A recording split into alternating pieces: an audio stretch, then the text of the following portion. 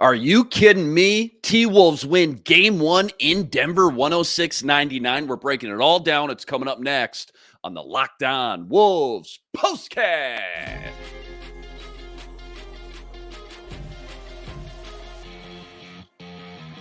You are Locked On Wolves POSTCAST, part of Locked On Minnesota on the Locked On Podcast Network. Your team every day. What's up? What's up? Back in the lab, back at it. Another T-Wolves POSTCAST episode right here on the Locked On Sports Minnesota Network. Myself, Luke Inman, at Luke_Spinman. That's the man, Jack Borman, co-host of the Minnesota Basketball Party each and every Wednesday. Follow him on X at JRBorman13. And Jack, before we jump into all the action from tonight, quick reminder, tonight's episode brought to us by Monopoly Go. The new fast-paced game lets you team up with friends for tournaments to unlock awesome prizes like unique stickers, cool playing pieces, and hilarious emojis for taunting your friends.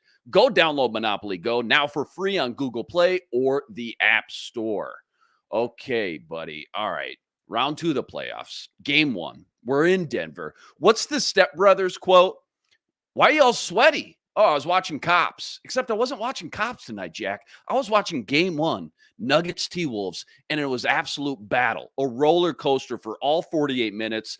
Wolves jump out to that 14-point lead very early in this one. Nuggets come marching right back. As soon as the Wolves bench came into play, we'll kind of break that down a little bit later. In fact, they go into halftime down 4, okay? They're down 4, but the starters outscored Denver 21-8 that first half. The bench, though, got outscored 19-36. So a huge surprise, especially compared to what we've seen from the T-Wolves bench really all season long. So second half we go. Karl-Anthony Towns comes out on fire. Dude couldn't miss. 4 of 4 in the first 3 minutes alone. He scored 9 quick ones, gave the Wolves the lead again. Back and forth things went until about the 6-minute mark of the fourth quarter. Wolves kind of turned it on, found another gear, going that 14-4 run with 2 minutes left. They're up 9 points. They end up winning this thing 106-99. They do the impossible. They still game one in Denver, Jack. Anthony Edwards, 43 points. My goodness. So much to break down, but let's just start with your biggest takeaways, your A topics first and foremost.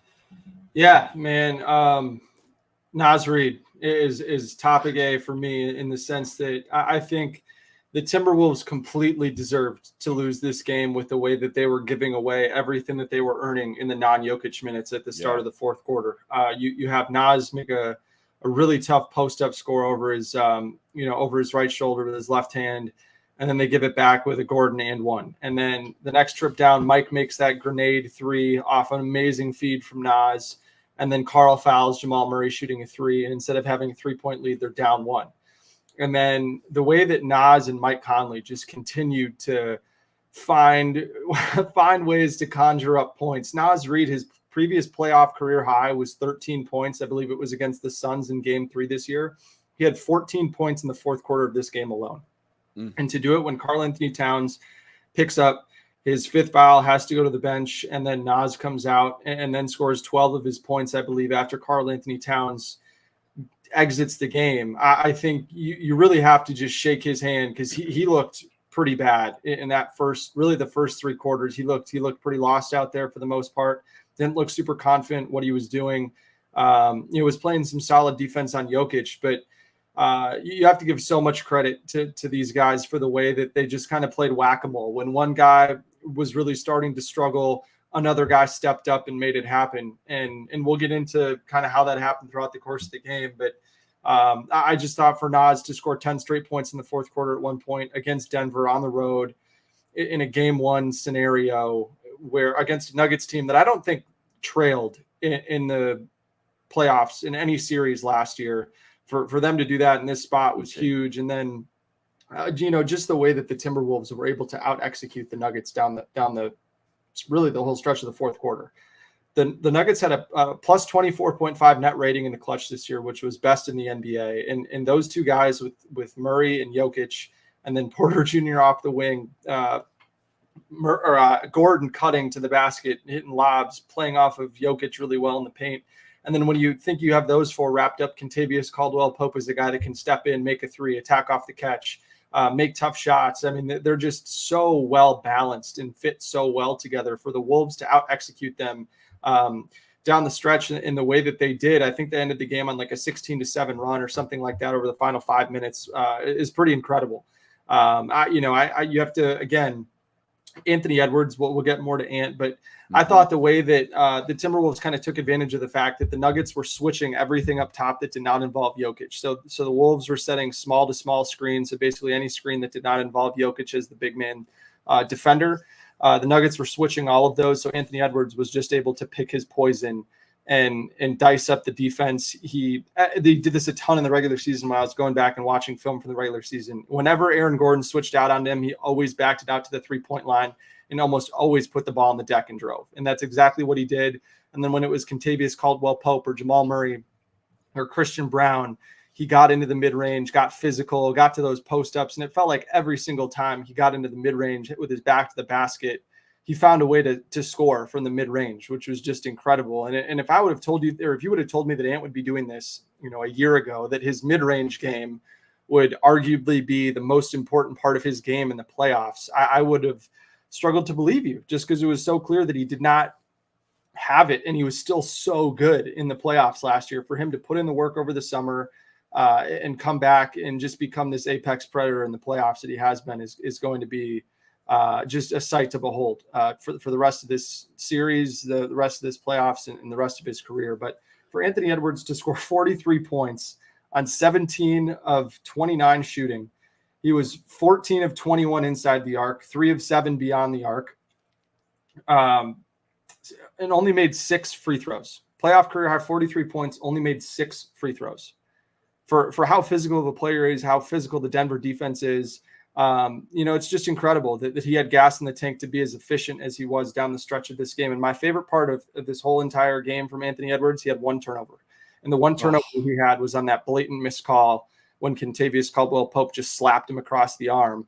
Man, that was ruled a turnover, wow. I believe, and that was the lone turnover that he had. And one other note I want to make, this is from Kirk Goldsberry on Twitter.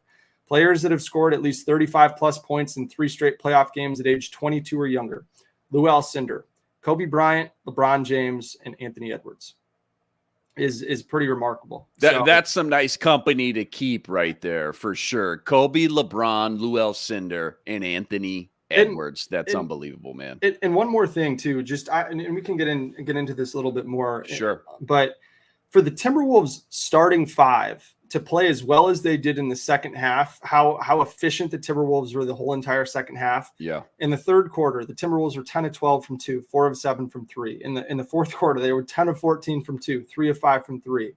And had 6 assists to 2 turnovers, and they had 30 points in the paint in the second half. The starters this whole game won 46-32, plus 14 in 18 minutes and 55 seconds of play. And if you want to look at the plus minus, Jaden plus 14, Rudy plus 12, Carl plus 6, Mike plus 20, Ant plus 10.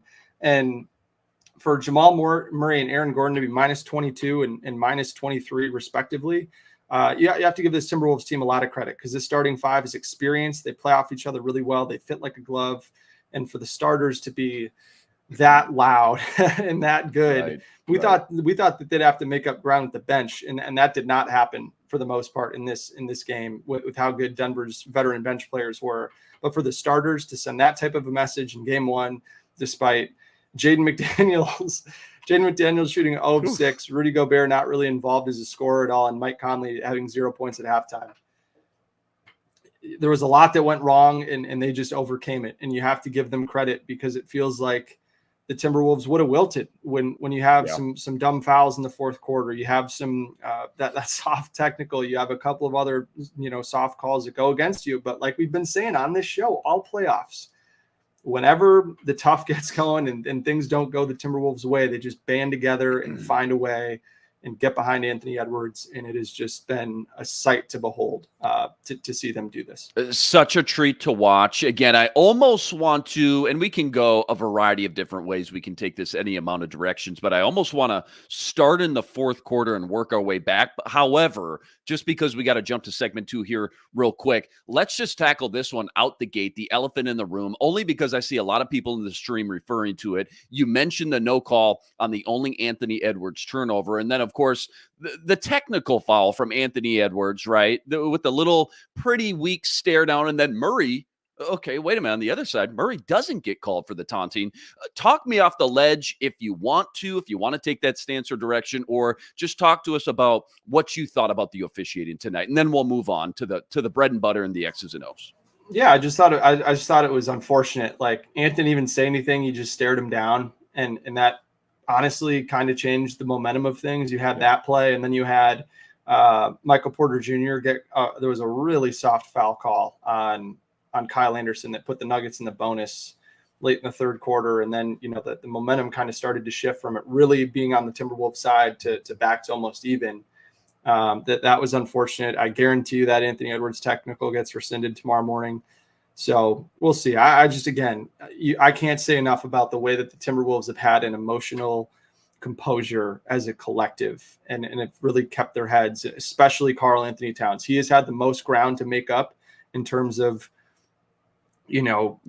finding that, just steady level. And he certainly has done that. Even when calls have not gone his way, he's just kind of kept his head down, and it's really done wonders for this team. And you can't say enough about the presence of Mike Conley and Chris Finch and Mike Inori for being there for all those guys and just helping them say, hey, we're all right. We got it. Just, let's play our game. And to the Timberwolves' credit, they've just continued to work. And, and the work is, what they say, when you put in the work, the scoreboard takes care of itself. And that's what has happened in every single postseason game so far this season. And really, to your point here, Jack, no matter who you asked, no matter what Wolves player or coach for that matter was asked about just what are going to be the differences in this series, in this game, specifically in game one, everybody said, or at least mentioned to a point that, hey, we can't sit here and look at the refs for all these calls. Yeah, they're going to be ebbs and flows throughout every single game. We're going to get some calls sometimes, and they're going to go against us sometimes. But the Denver Nuggets and Joker specifically will make you pay if you stand underneath the wrong side of the hoop and sit there with your hands up and say, hey, what's going on? Because they'll make you pay for that. So, yeah, interesting takes there for sure. Again, I think big picture, this stuff usually balances itself out. It usually evens itself out through the course of a 7-game series. All right. Want to get to the X's and O's. Let's jump to our first quick ad break here real quick. But rest assured, again, plenty more deep dive on this Wolves game 1 versus Denver. That's all coming up right after this. All right, quick reminder. Tonight's show brought to us by Monopoly Go. Now, I've been told I'm the competitive one in the household. I'm the guy who's always trying to kick things up a notch, right? Create some friendly competition, if you will. That's exactly why Monopoly Go is perfect. And not just for me, but over 150 million other people that have already downloaded it. It's the new latest and greatest twist on the classic Monopoly we all love and remember. And now you can play on not just one board, but hundreds of Monopoly boards, all with different crazy locations, helping you build up amazing new cities that bring you big money. And best part, without a doubt, messing with your friends and family. Charge them rent on all the iconic properties. And you can even steal their vaults of cash or team up with your friends, earn big rewards. So what are you waiting for? Get in the game, play with all your family, all your buddies. Download Monopoly Go for free at the App Store and Google Play.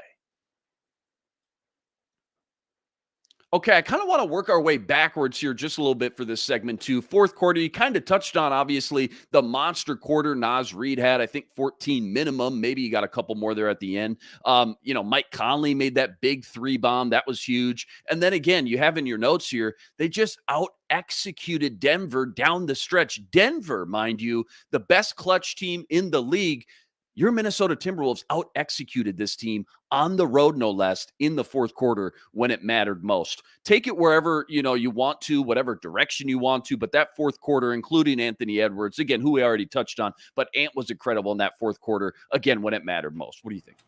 Yeah, again, I mean, they were just switch hunting. Ant has become an efficient enough isolation player, at least in the playoffs. He really has improved upon his regular season numbers in isolation now in the playoffs, but yeah, they were just switch hunting and letting Ant cook and make the right decision. And then, they were loading up so hard on Ant coming off of screens that, they had a guy in the gap ready to go coming around the screen like Phoenix did. And when that happened, Ant made the simple pass into the slot. And then Naz Reid got the ball in the corner, or Nickeil Alexander-Walker got the ball in the corner, and Mike Conley got it in the corner.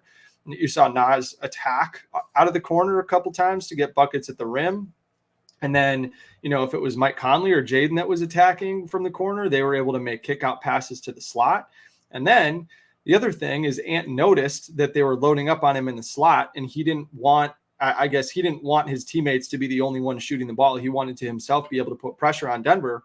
So he stopped calling for real screens. I mean, when Mike Conley or Jaden McDaniels or whomever the small is running over to just kind of set a brush screen, that's not really a screen that Ant's going to come around. They're just doing that to force a switch and allow Ant to then dance in the middle of the floor with no help coming against the defense. So that was just a way for him to get one-on-one coverage. And we've seen what Anthony Edwards has done the entire postseason when he's had one-on-one coverage.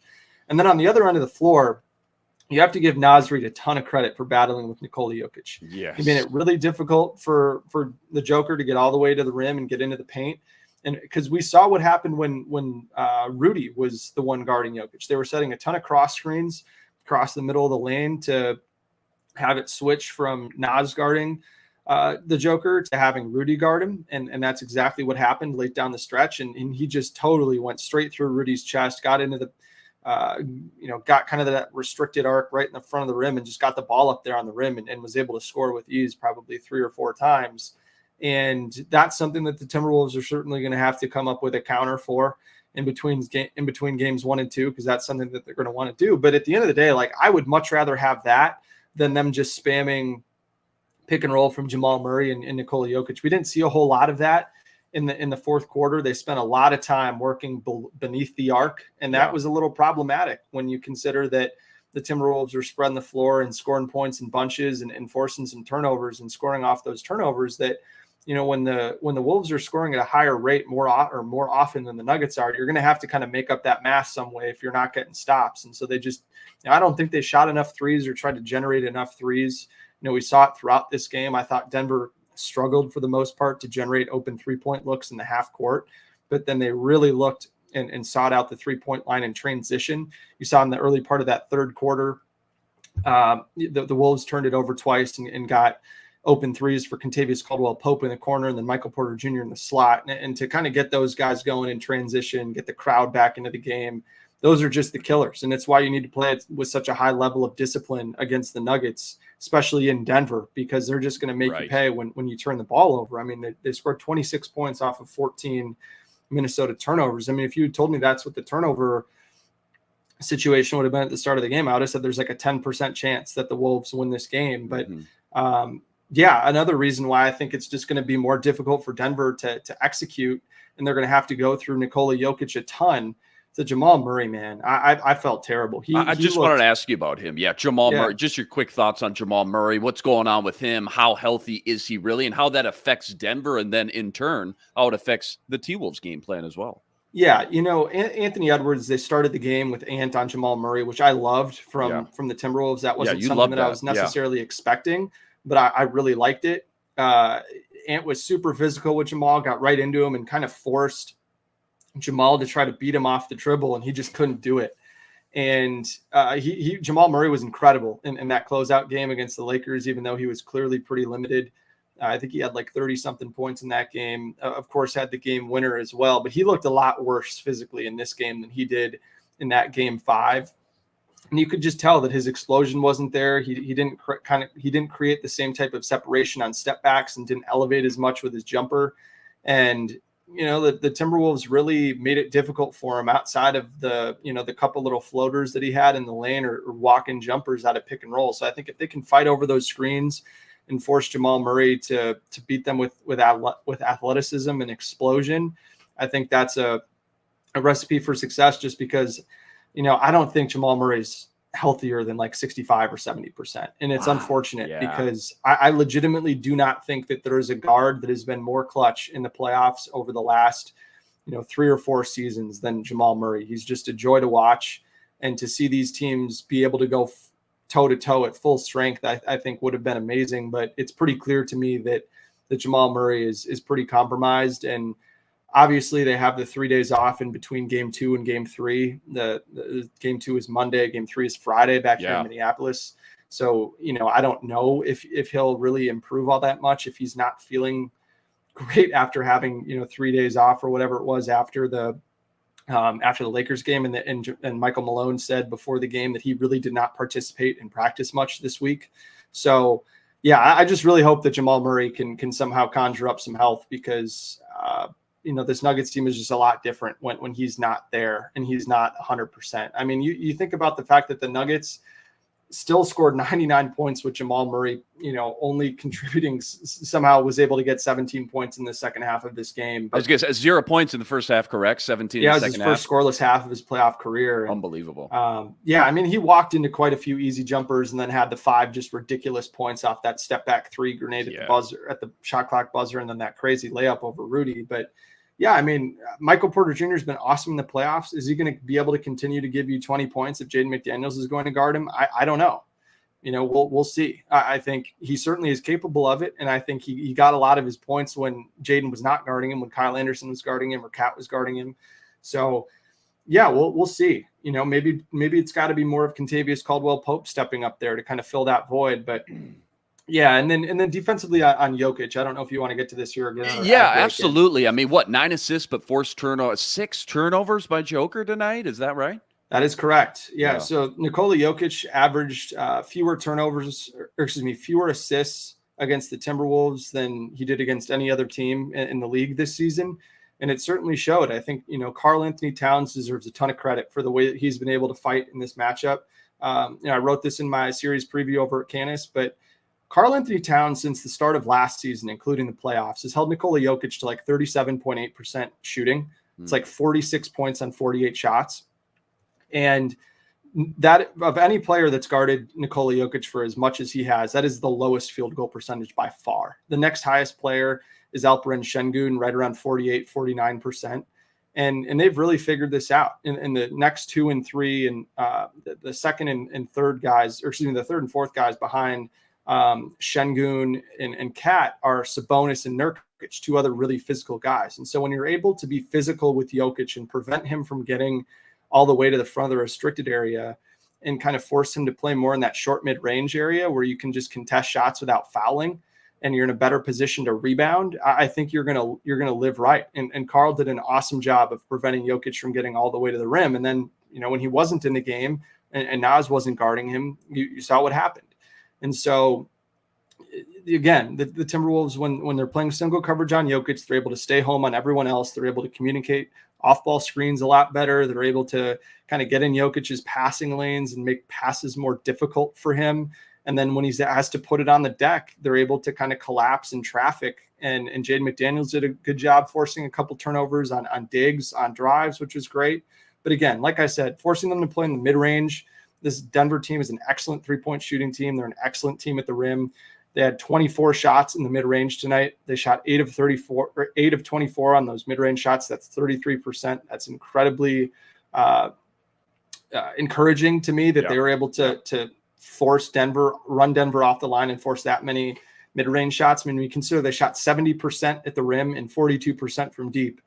Anything that you can force Denver to take that is not in those 2 areas is going to be a win. And they certainly did that tonight. I thought that they, again, with Jamal Murray being limited, they're just not going to run as much pick and roll with him and Jokic. And they ran a ton of stuff early in the game with Murray off the ball to try to, get him catches where he had enough separation. He could just get up 3-point shots or get up shots in the mid-range curling off of screens without having to dribble too much.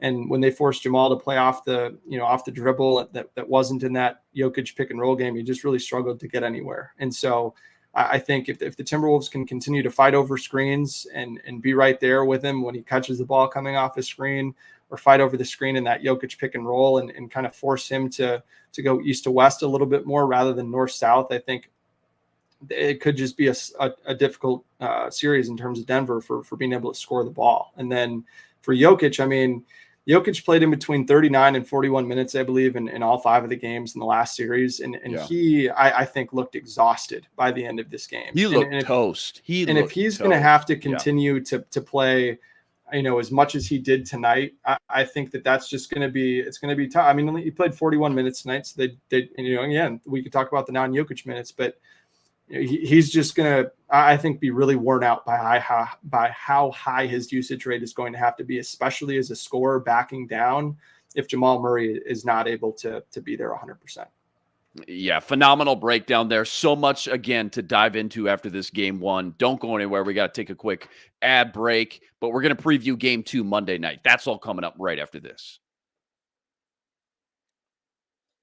All right, quick reminder, tonight's episode also brought to us by eBay Motors. Passion, drive, patience. What brings home the winning trophy is what also keeps your ride or die alive. And eBay Motors, they got everything you need to maintain your vehicle and level it up to the ultimate peak performance. Superchargers, roof racks, eBay Motors, they got it all. And whether you're into speed, power, or style, eBay Motors has got you covered. Check this out. With over 122 million parts for your number one ride or die, you'll always find exactly what you're looking for. And with eBay's Guaranteed Fit, your part is guaranteed to fit your ride every time or your money back. Because with eBay Motors, you're burning rubber, not cash. With all the parts you need at the prices you want, it's easy to turn your car into the MVP and bring home that win. Keep your ride or die alive at ebaymotors.com. Eligible items only. Exclusions apply. eBay's Guaranteed Fit, only available to U.S. customers. All right, I want to ask you about Cat here, but first, real quick, let's take a step back here. I know the dust is still settling, but best play or best moment from game one tonight, what was it? What's the one thing you'll always remember from game one when we look back? Man, I think it'll probably just be the way that Naz Reid stepped up in the fourth quarter. I think the putback dunk. Yeah. I like jumped up and slammed my knee on the bottom of my desk here and had to walk that off. I mean, I think the entire state of Minnesota had something similar happen. That putback absolutely shook the entire state of Minnesota. How about just the biggest surprise tonight? I mean, we did so much preparation leading into this series after what we saw in the Phoenix series. What was the biggest surprise tonight for you and your money? Could be for good, could be for bad, and either team for that matter. Yeah, I think it was probably the fact that Michael Malone went to Justin Holiday and Reggie Jackson, and that they played so well in the first half of this game. Denver's bench players only played 18.5% of the available minutes in the first round series, which was the lowest of any team in the first round. The Wolves were up closer to 28%. So I really thought that the Wolves would have more of an advantage than the 23-15 mark they had, but it was not that at halftime. Yep. And I just thought that those guys played pretty well. And then Christian Brown ended up playing 19 minutes, well above the 13 minutes that he played in the first round series, which made sense to me because I think he's their best option to guard Anthony Edwards of any of the players that they have. But yeah, and then for me too, it's Nickeil and Jaden only combining to score 5 points.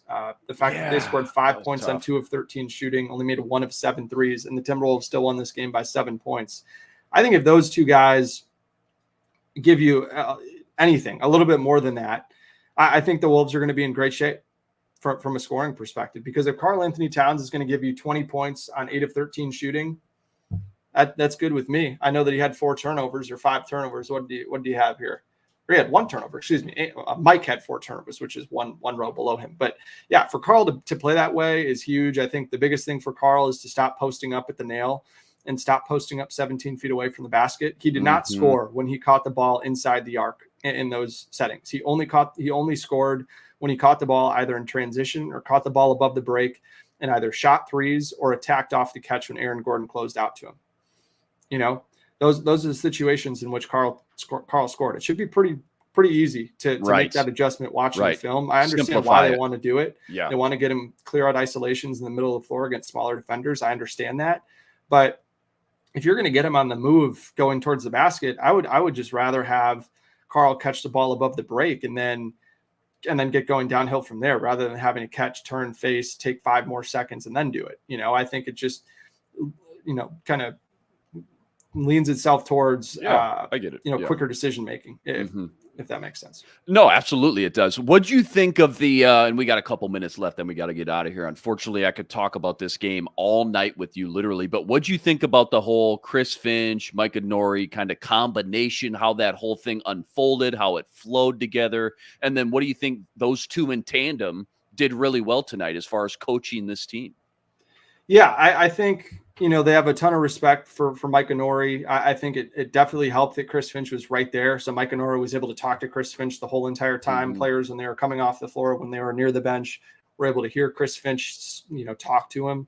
I think that this was probably the best possible scenario when we first heard, is it going to be a suite? Is it going to be back in the locker room? Is there going to be a headset situation? Like, everything we heard was just like, oh, that does not sound good at all. It kind of sounded like Chris Finch would have, a really small impact on this game, but he was right there in the action. And I think, again, it's unfortunately going to be a little bit different at Target Center because you have that media board that's right there that can kind of help protect Chris Finch. I don't, at Target Center, it's way more open. So I don't know how it's going to work at Target Center. I think it'll be a little tougher there, but the good news is like you're playing at home, the crowd's working with you. So, maybe it'll be a little bit easier in terms of that kind of balances out the I guess how much more difficult it makes it to communicate in there, but we'll see. I thought, again, to also have that going on and you still are able to win game 1 by 7 on the road. And guess what?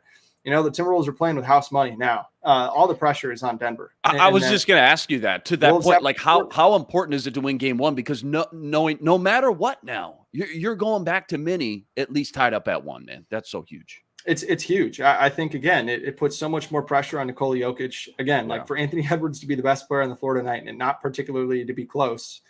I think, again, like Jokic is going to be ready to go in game 2. And we might see an all-time Jokic game in game 2, because when the moment needs him, he always delivers no matter what defense he sees. He's a basketball genius.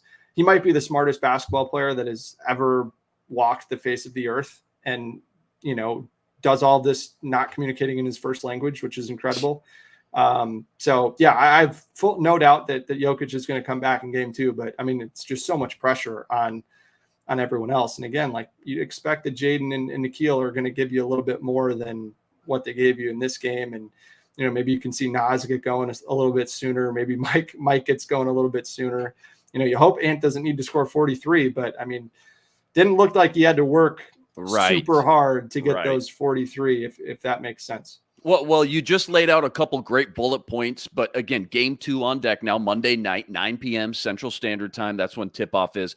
I guess, what are you looking for as far as the Wolves tightening up the most? And then what changes the most from a game plan standpoint? Again, after seeing this Denver team, what everything looked like in game 1, now going into game 2, what are you changing the most from that standpoint? You don't want to foul 2 seconds into the game. You don't want to do that. You certainly don't want to turn the ball over as much as they did. I thought the Wolves made too many really, not locked in passes, in a sense of, just not valuing the ball on every single possession. I think there were a few turnovers that certainly fit that description. And then what I want to see more of is, if you're going to play Kyle Anderson, I really like the idea of playing Kyle Anderson at the 5. Like, a lot of people think Naz Reid plays the 5. Yeah. A lot of people think Naz Reid plays the 5, but look at who Kyle Anderson guards. And Kyle Anderson is the one that is setting a ton of screens, and Naz is still in the corner. Like, Kyle Anderson is playing center.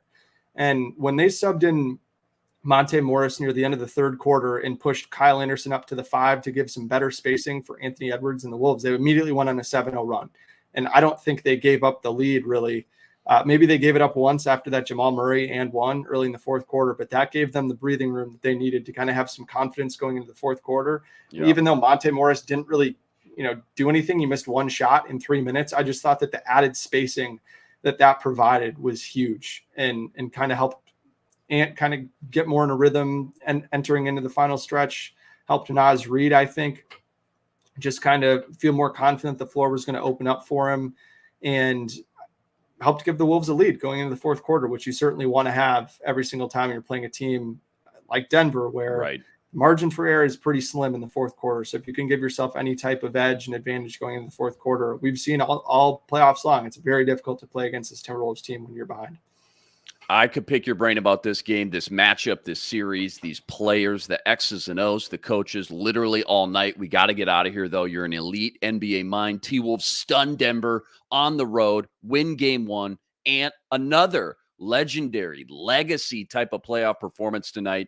43 points. Day off tomorrow. Enjoy it. We got game 2 on deck Monday. Tip off for that one. Again, 9 p.m. Central Standard Time. As always, huge shout out to all you guys that joined us on the stream. You guys are awesome. Rest assured, we'll be back each and every game, same time, same place, right here to break it all down. Quick reminder, go check out all of Jack's work on X at JR Borman 13. You can check them out on the Minnesota basketball party with Sam Ekstrom, Reggie Wilson, Ron Johnson. That's each and every Wednesday afternoon. Not to mention, we always got Ben Beacon. He's killing it over on the Locked On Wolves podcast. That's each and every day as well. All right, that'll do it for us tonight. We got to get out of here. That's Jack. I'm Luke. We'll see you for game 2. But until then, signing out.